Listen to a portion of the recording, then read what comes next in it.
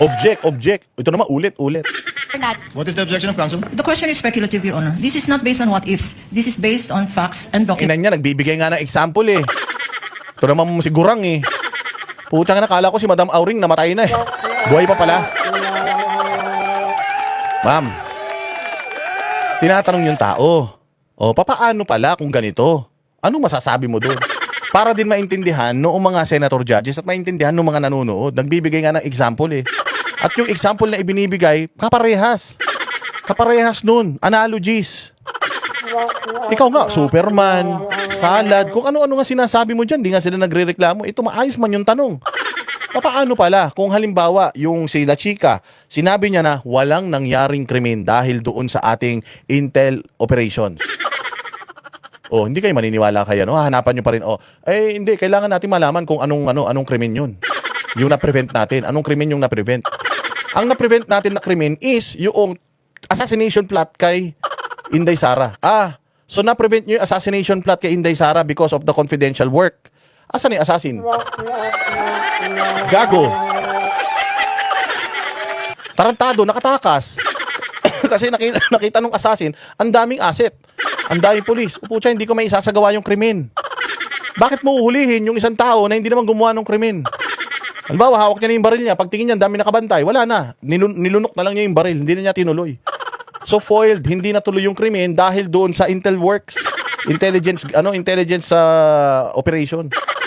Ba't mo hinahanap kung nasan yung kriminal? Wala nga nagawang nangyaring krimen dahil nga dun sa naging successful. Ang yung walang krimen, yun ibig sabihin successful. Puchang inang klaseng mga utak to. Anong klaseng operation ba yun? Ano ba ang klaseng success? O dahil dyan hindi na assassinate si Inday Sara. Ganun. So may assassin. So kung hindi na assassinate at may assassin, nasa yung assassin? Hindi nyo nahuli. Hindi successful yan. Hindi yan pwede liquidate. Submitted. Not on the what ifs of counsel for respondent. It's not a what if counsel because it was stated in the report that there was no untoward incident. Actually, that would have been one of the questions of the presiding officer as well. Ayan, buti na lang magaling talaga to si Chis Escudero. Hindi nagpapa-intimidate dito sa Gurang. Na abogado na ito, akala mo siyang pinakamagaling na abogado. Yung sarili nga niya, hindi niya naipagtanggol. Guilty nga yan sa kaso niya. Walang speculative doon kasi nga yun nga yung eksaktong example. Sila Chica kinonfirm niya being a part of the intelligence community, kinonfirm niya na walang masamang nangyari because of the intel operation. Therefore, success yung paggamit ng confidential funds in that specific instance. Sinasabi mo speculative puchangin nang yan. Later on, Attorney Silene, ibahin natin ang payment for reward at payment for information. Ang payment for reward, yun ang hinahanapan mo ng success. Opo, tama po. Yung payment of information, hindi mo hinahanapan ng success yun. Hindi po. Tama po ba? Opo, tama po. So yung reward, kaya yung reward ang dinisallow at yung information, hindi mo dinisallow yung bayad na yun, di ba? Hindi po. Hindi po disallow yung purchase of information. So ang dinisallow mo lang ay yung payment of reward, for rewards rather. Opo, tama At yun po. ang hinahanapan mo ng success, hindi yung information. Hindi po. Magkaiba yun. Opo, magkaiba po yun. Okay. You may proceed, counsel. Palpak! Okay, so doon sa payment of success, no, bilang requirement nyo na may dapat nahuli, no? So ibig sabihin ho ba nun, dapat may mangyaring masama para may mahuli? Kasi po, gaya nga po nung kaninang dinidifferentiate. Sagutin nyo lang ho yung tanong ko. Simple lang naman yun, di ba? Kailangan Ang hilig nila magdahilan, no? Pareha sila ni Wamil. Puchang inang yan. Paulit-ulit na nga, dahilan pa ng dahilan. Tinatanong, tas iba yung sinasagot. Pag tinanong mo ulit, wag mo, kung ano sinasabi mo, ang haba-haba na natin. Sagutin mo lang yung tanong, meron ba o wala? Kasi ganito po yan. Ang tanong nga, meron o wala? Oo o hindi? Tama o mali? Yun lang ang tanong Tapos kung ano-ano pa sinasabi. Inang mga witness na ito.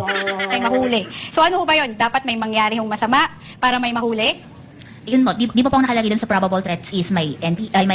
Ang hinahanap po kasing proof of success doon, yun nga po, kung may nahuli ba. Kasi yung pagkakaroon ng untoward incidents, pwede po yun kasing mag-fall sa purchase of information. Dahil sa purchase of information, nagkaroon ng... Ang problema nga kasi, Mrs. Cholesterol. Ang problema kasi ate, wala kang background sa intel operation. At hindi ikaw ang nagde-decide nung mga bagay na yan. Merong nililiquidate o wala? Meron. Kung meron nililiquidate at meron na silang reason kung bakit wala yung hinahanap mo, putangin naman, maniwala ka na lang. Maniwala ka. Kasi nga, doon naman sa ibang mga bagay na kailangan talaga itong mga dokumentong hinihingi mo na ibibigay naman nila, dito, wala yung hinihingi mo kasi nga, pucha, imposible dahil hindi mo alam at hindi mo naiintindihan yung mga bagay-bagay. Pucha, meron pa siya halimbawa, NPA, tapos yung NPA, bumili ka ng information, gago. Tangina, nakapunta ka na ba sa mga lugar kung saan may NPA? Nag-imbestiga ka na ba doon? Hindi ka naman nag-iimbestiga ng mga NPA, paano mo malalaman yung operation nila? O gag. There were no untoward incidents. Yun po kasi yung parang pagkakaiba nila sa payment of rewards. Okay, so yun yung interpretasyon mo, no? So bawal magbayad ng reward dahil nagkaroon ng tip na may information na may mga taong may gagawin na masama. Tapos, Your Honor, I'm on cross-examination. Tapos, napigilan natin. Nakita mo yung ginagawa ni Kapunan? Ina-articulate nung abogado yung kanyang tanong at nilalagay niya sa pinakamaiintindihan netong baboy na to. Ha? Kasi kung magtatanong itong abogado na ito ng masyadong technical, paulit-ulit pa naman to, paulit po, bobo ito.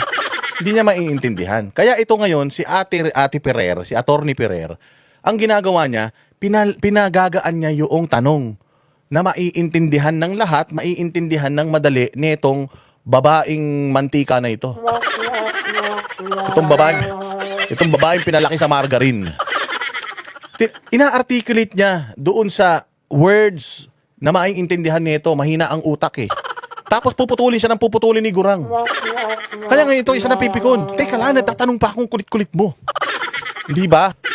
Itong hayop na itong si Kapunan, pinuputol niya ng pinuputol. Hirap na nga yung Ali i-articulate in a simple way yung kanyang tanong para maintindihan nitong puro sebo ang utak na ito. Inuurot niya pa ng inuurot. Alam mo yung ikaw, naglalaro ka, tapos seryoso ka, Mobile Legend, nagmo-Mobile Legend kang ganun, uma-attack ka, i-ulti mo na, tapos biglang tanong ng tanong sa'yo yung kapatid mo, Hoy, ay, asan yung medyas ko? Mapupukpok mo talaga siya ng ng cellphone. Diba? Hindi na kaya. May yung ginagawa ako, tanong ka ng tanong, pwede ba mamaya na yan? Ang kulit ni Kapunan. Wala na siya, hindi na nakapagtanong ng maayos. Objection. Anong objection? Wala pa nga akong tanong. Ay, wala pa ba? Oh, so ano na? Tanong na ba yan? Putang inang yun. Klaseng abogado yan. Kasi nga hindi tayo pumunta sa lugar na yon, hindi tayo nag-conduct ng event sa petsa na yon based on confidential information. So walang untoward incident. So bawal ho bayaran ng reward yung tao na nagbigay ng information. Are you na done yun. with the question? Putang inan yan. Hindi naman ikaw tinatanong, Kapunan. Putang ina ka. Gusto mo pala sumagot sa tanong, di sana hindi ka nag-abogado. Di sana umupo ka dyan sa witness stand. Tapos ikaw sana sumasagot ng mga tanong, walang hiya ka. Inan yan. Hindi naman siya tinatanong. Tapos na yung tanong. Okay lang ina niyan. Ganyan ang strategy. Manggugulo lang kasi yung mga yan kasi nga wala silang tiwala dito kay wala silang tiwala dito kay Jumbo Hotdog. Oo, yung babae pinaglay sa sa Fiesta Ham. Wala silang tiwala diyan. Bakit? O kasi nga putsang ina, alam nila nagsisinungaling yan. Alam nila pressured lang yung mga yan nakasuhan si Inday Sara or mag-issue ng mga notice of disallowances dahil hawak ng Congress yung budget nila. Kaya wala silang tiwala. Kasi kung tiwala ako dito sa testigo na ito na nagsasabi siya ng totoo at alam ko na maayos yung kaso namin, malakas yung ebidensya namin, hindi ko na i-coach yan. Hindi ko na siya i-guide. Sasagutin niya kung ano yung itatanong sa kanya kasi alam ko matinong tao yan. Pero kung alam ko bulok yan, mahilig lang kumain ng siopaw, siguro na bulok. Pucha, kakabahan din ako. Sinabihan na naman niya, huwag ka sumagot. Gusto mo pala Gusto mo pala Kapunan. Di sana, ikaw na lang nandiyan dyan, magpalit na lang kayong dalawa. Don't I answer. think right now she is. I make an objection, Your Honor. Ayun, don't answer. Sinasabihan niya, don't answer. Kasi, napakaganda nung tanong ni ate. Ni Attorney Ferrer, ang ganda nung tanong niya. So kung halimbawa may krimen dito at at hindi natuloy yung krimen, yung intel is may krimen pero hindi natuloy yung krimen dahil dun sa intel. So ibig sabihin hindi na pwede yun. Hindi na yun hindi na yung ma-reimburse. Kasi simple yung tanong, sabi nito ni Kapunan, wag mo sagutin. Wag ka sumagot. Pucha, alam kasi ni Kapunan, mahuhuli. Magaganon, mabibingwit ni attorney etong biik na to. Yun ang problema. Hayop na mga prosecutor to, mga ogag talaga. Yes, what's your objection, counsel? Your Honor, the counsel is now asking a misleading question. She is mixing payment of rewards. Kung hindi ka nga hindi ka nga pinipilit. Hindi ka nga pinipigilan sa mga pagtatanong mo, yung mga tanong mo pang abnormal Ulit-ulit Pangtanga nga yung mga tanong mo, hindi ka nga pinipigilan tapos ito nung pinipigilan mo. Kung gusto mo palang ikaw na lang na ikaw magtanong, hindi sana Inuwi mo sa bahay mo yung babae na yan. Tapos mag-usap kayo 3 araw dire-diretso. Tanungin mo siya ng tanungin. Gusto mo, ikaw lang pala magtanong. Eh. Kapunan, parang ano na rin to eh, no? Tuyok na rin yung utak na ito eh. And payment for information, Your Honor. The list required by this witness is for payment of rewards. Precisely, payment of information is not disallowed. Now, counsel is saying payment of information is... May we ask her to reform? Is she Yeah, I referring can- to payment of rewards Reward, or payment for information? Because the information here is not disallowed. Again, It's not counsels, disallowed in the AOMs, Your Honor. again, counsels, kindly address the Ayun. court or the presiding officer and not talk to each other directly. Miss Eileen, to abbreviate and save on the court's time, Miss Eileen, kapag kami nagbigay ng impormasyon, naghahanap ng threat, baka may threat sa Vice President, may nagbigay ng impormasyon, walang threat. Ligtas ang Vice President pag nagpunta siya dyan. Hindi magka-classify yun na pwedeng bigyan ng reward at success. Hindi naman kailangan, di ba? Sanay tayo sa reward na nakatakip yung mukha, di ba? Tinuro ko sa nagtatago yung akusado. Di ba? Nakatakip mo ka, iba pangalan. Ganun talaga kapag Intel Operative. Putsang hindi nyo maintindihan yun. Tanga kayo. Saan kayo pinanganak? Saan kayo pinanganak? Sa ibabaw ng ibabaw ng puno? Hindi nyo alam yan. Tangina nyo sa kuweba kayo nakatira. Hindi nyo alam na pag Intel Operatives, wala talaga resibo yan. Pag Intel Operatives, nakatakip ang mukha niyan. Pag Intel Operatives, walang pangalan niya. Ang pangalan nga nung di ba, Ador Mawanay. Ganun yung mga pangalan, di ba? Rosebud. Di ba, ganun yung mga pangalan ng mga kalaban ni Lacson dati, si Rosebud alias Mary Jane. Ganun yung mga pangalan kung di ba kayo mga ulul. So ito nililinaw ni Cheese. Sabi ko nga sa inyo, si Cheese buti na lang talaga eh. Kasi yung yung testigo, pwede niyang i-delay yung sagot niya doon sa abogado kasi nga mahuhuli siya. Dito kay Cheese, di siya pwedeng makapag-inarte. Kahit si Kapulan, hindi pwedeng makapag-inarte kay Cheese. Judge yan eh. So yan, ito yung mga tanong niya. Tinuro ko sa nagtatago kung sino man. Di yun, reward. Pero wala bang reward kapag sinabing, okay, magpunta dyan. Walang problema. Wala kayong kailangan alalahan. Is that information or can that also be reward? Magpo-fall po siya sa information. So, saan kailan lang magiging reward yun kapag kami naturo? Opo, kasi yun yung proof of success. Utang ina niyan. Papaano nga kung nagturo siya, halimbawa, yung unang area na pinuntahan niya dito. Dito po, yung pinuntahan niya. Nakita niyo talaga nandoon. Pero wag muna nating hulihin. Pasarapin pa muna natin siya. Pasarapin pa natin. Putya bigla nakatakas. Naituro niya na. Naituro ko na, ba't di niyo pa hinuli? Hindi pa namin hinuli kasi gusto namin pasarapin pa siya eh. Ang sarap kaya nung padaan-daan kami sa harap niya, di niya alam pulis kami. Hindi ko nakasalanan yun. Tinuro ko sa inyo eh. Tinuro ko na hulihin yun, di nyo hinuli. Saan yung yung reward ko? Wala kang choice. Bibigay mo yung reward. Kasalanan mo kung ba't hindi nahuli. Hindi naman kasalanan ng informant. Bibigyan mo ngayon ng reward yun. Tanginan yan. Patay. Impeach. Bobo. Kain kasi ng kain ng tosino eh. Yan ang problema pag puro salitre yung kinakain mo. Di ba yung matigas nung longganisa, yung naiiwan dun sa naiiwan sa kawali. Nilalagay niya yung kanin dun eh. Tapos pinapahid niya ganun yun, nakukuha niya yung matamis, kakainin niya. Tanga, yun yung humaharang sa utak mo, kaya bobo ka. Tuloy niyo po. Yun yung proof of success ng information na ibigay kasi may na-apprehend po or yun po, ganun po. Yun, ulitin ko po yan ang interpretasyon nyo, pero wala po yan sa Joint Memorandum Circular. Opo, based po sa, yun po lang yung hinihingi under item 4.8.5.b. Right. Pero wala sa memorandum circular, putsang ina, dinadagdagan mo pala eh. Hiling mo maglagay ng betchin eh. Ang hiling mo sa betchin siguro. Saan nyo ba binasa yung interpretasyon nyo yan? Yan ba yung ginawa ng lahat ng mga nauna sa inyo sa pwestong yan? Kinopya nyo lang? Or sarili nyo po yan at ngayon lang ginawa yan?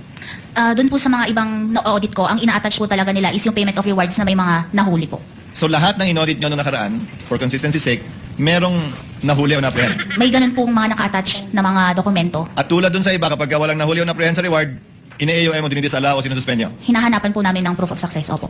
So ibig sabihin, hindi lang si BP Sara. So dito, nahuli ni Chis Escudero na meron din palang iba na hindi nakaka-fulfill ng requirements, nag-i-issue sila ng NDA, AOM at kung ano-ano pa. Ibig sabihin, hindi lang si Inday Sara pala yung may ganito. Marami pala. Meron din pala si Bongbong, meron din pala si Gwen Garcia, meron din pala si ganito, meron din pala si ganyan. Ang dami pala nilang meron. Bakit si Inday lang iniimbestigahan natin? Anak ng tinapay. Kasi sinabi ni Chisi, buti sana kung ang sabi niya. So, ibig niyong sabihin, yung mga dati niyong iniimbestigahan, kompleto lahat na requirements. Opo. Na ipoprovide nila. Parehas na operation, parehas na function. No, na provide nila yung kailangan yung mga dokumento. Opo. So si Inday Sara lang ang hindi nyo na ano. Si Inday Sara lang ang bukod tangi na na-issuehan nyo ng notice of disallowance dahil hindi sumunod sa sistema at proseso ng pagliliquidate. Tama? Opo, si Inday Sara lang po, nag-iisa. Ayan. Kapag ka ganun, magkakakampi tayo dyan. Banatan natin ng banatan si Inday. Eh, hindi eh. Lumabas sa bibig nitong aling ito na kahit hindi pa kumakain, busog na. Mukha ng busog, putya yan, lumabas sa kanya eh na pagka hindi po kami nakakatanggap ng ganon, nag-i-issue din kami. Therefore, sa iba, nag-i-issue sila. So, hindi lang si Inday may issue. Pati pala yung iba. Patay tayo dyan. Baka sa kusina nga nag-audit to. Oo, Bendoking official. Baka totoo yung sinasabi mo na sa kusina nag-audit to, hindi sa Office of the Vice President. Ang galing mag-audit nito. Sa sobrang galing mag-audit nito, putya, alam niya yung bilang ng tosino. Oo, alam niya yun. Pag bumili siya ng tosino ngayon, niluto niya yun, bibilangin niya yun. Yung susunod na bili niya ng Pampangas, bes. Pag ginano niya yun, binuhos niya, kulang ng 3, putya, magre-reklamo yan, notice of disallowance. Kailangan pantay-pantay. Yung hotdog, kailangan kung 20 yung laman ng una, yung bibili niya 20. Pag 19 lang yung laman nun, putya, notice of disallowance ka. O, masama nito, bibili ng longganisa to sa bibili ng longganisa sa palengke yan, dyan sa Qmart, sarap pa naman longganisa dyan. Oh, 1 kilo po, te. Alam niya yun. Walang 1 kilo yan, te. Kulang ng 3. Hindi po yan sa bilog binibilang sa timbang. Hindi, ate. Sa bilog. Notice of disallowance ka. Dapat 18 bilog yan. 15 lang yan. 15 bilog nga lang to, ate. Kasi nga, yung timbang malalaki yung bilog. Hindi. Kulang ng 3 yan. 18 dapat yan. Notice of disallowance. Putang na. Kung ganyan ka, gonggong yung kausap mo, hindi marunong umintindi po. Tsaka kahit anong liquidate mo. Kahit na mag-liquidate pa nun si Jesus, hindi tatanggapin ng ogag na ito kasi nga sarado utak. Parang dilawan. Na may nahuli nga. Opo. To prove consistency on your part. But do you have any knowledge na yung mga predecessor mo, yan din yung standard na ginamit? Pare-pareho po kami na based sa joint circular po ang aming basis ng audit. Pero wala nga dun eh. So, interpretasyon mo, yan at yan din. Tayo eh.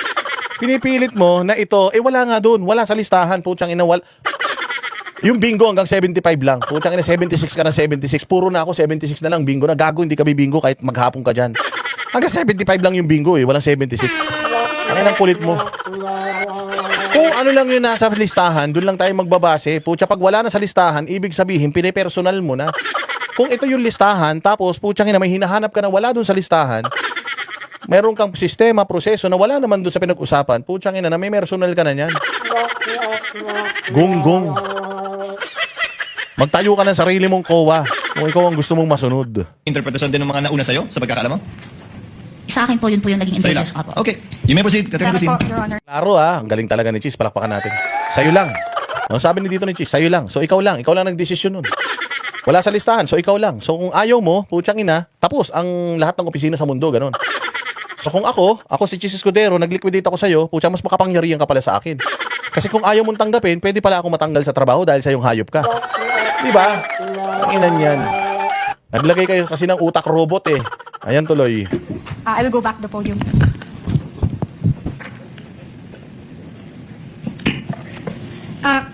After nung Malis na si Attorney Perez sa tabi. Putsang ina, panay daw ang lunok eh. Baka daw kainin siya eh. Sama ng tingin mo sa akin ha. Ang sama ng tingin sa akin ni Attorney Perez ha. Liit pa naman na tao ni Attorney Perez. Kaya siyang kainin nito ni ni Kowa eh. after nung na-evaluate niyo po yung mga responses po no ng OVP and including the DepEd of course no. Nag-issue po kayo, okay, sa OVP muna tayo. Nag-issue po kayo ng notice of suspension. We're referring to the Office of the Vice President. Opo, yung sa fourth quarter. Ang nag-issue pa po nun is si Hindi, ang tanong ko for the year 2023, first to third quarter, may notice of suspension mo ba na na-issue? Wala po. Okay. Okay, punta tayo dun sa fourth quarter ng 2022. Sige, dun muna tayo. Balik tayo. Kasi hindi naman kayo nag-issue ng AOM dun sa fourth quarter po, di ba po? Ng 2022? Hindi po. Oo, sige. So, dun na tayo sa notice of suspension kasi naabutan nyo na ho yun, di ba po? Opo, tama po. Okay. So, dun sa fourth quarter ng 2022, no? Nag-issue kayo ng notice of suspension dated December 13, 2023. Tama po ba? Opo, tama po. Okay.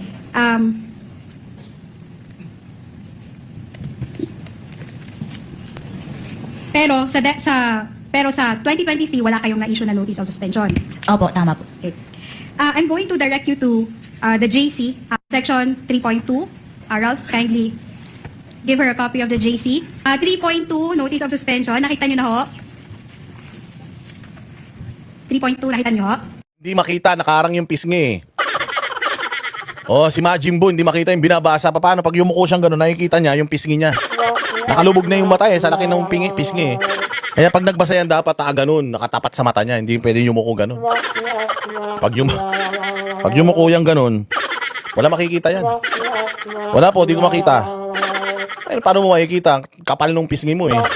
3.20. Okay. So sinasabi mo dyan, refers to a written notification to the head of agency and or accountant informing of the temporary disallowance in audit of CE. CE po ay confidential expenses. Opo, tama po. And or IE, which appear illegal, improper, irregular, unless satisfactorily explained or justified by the responsible officers or until requirements on matters raised in the course of audit are complied with. Tama po? Opo, tama po. Pero in the case of the first and to third quarters, wala ho kayong in-issue na notice of suspension. Tama ho? Wala pong notice of suspension. Therefore, the Vice President, Office of the Vice President, was not able to... Kita mo yung mga congressman sa likod. Oh. Ang lulungkot na. Ang lulungkot na ng mga gago. Oh. Hoy, tangina, bakit malungkot ang mga beshi ko? Wala na, olats na. Pucha si Jokno. Jokno, speech ka na ulit. Jokno, bilis, mag-speech ka na ulit. Tangina, oh. Presko na naman yarn. comment on any supposed finding of the COA. Walang opportunity ho na magbigay ng comment yung Office of the Vice President bago pa ho ma-issue yung notice of disallowance. Dumiretso po ito sa notice of suspension. Mamaya ho, tatanungin ho kita. Doon muna tayo sa notice of suspension. So walang naibigay na oportunidad para mag-comment ang Office of the Vice President to any notice of suspension na hindi naman na-serve. Wala pong notice of suspension na na-issue. Thank you. Salamat po. Now, sinabi mo rin kahapon na you dispense with the notice of suspension because there was a supposed violation of 6.1.1 of the JC. Yes po, ho? tama po. Okay. Nasa JC ho ba, no, joint circular, na pag may violation ng 6.1.1, didiretso kayo sa notice of disallowance? Under po kasi sa 3.19, nakalagay po doon na yung disallowance is written notification to the head of agency and or accountant informing and requiring the persons liable to restitute the amount. Kasi nga po, nakalagay dito as a result of illegal, irregular, and improper disbursement or expenditure of such funds. So naiintindihan po kita sa Eileen, no? Ang tanong ko ho, nasa joint circular ba ho, na pag may violation ng 6.1.1, ay didiretso ho kayo sa notice of disallowance? Nasa JC ho yan? Kasi nga po, yung... Anong nga, yung tanong, nasa JC ba yan? Nasa JC. Oh, tangina, Tagalog na, hindi pa naiintindihan eh. Gulo-gulo mo eh. Nasa JC po ba yan? Ang tanong, wala po. Opo, ayun lang ang tanong. Ilang letra lang yung isasagot mo, ang dami mong sinasabi. Sagutin nyo na ho yung tanong ko, nandun ho ba o wala? Pwede pong pakiulit yung tanong. Tanginang yan, pinaulit pa. Kinang tao na to. Yan ang problema. Yan ang problema pag pinagli ka sa takure.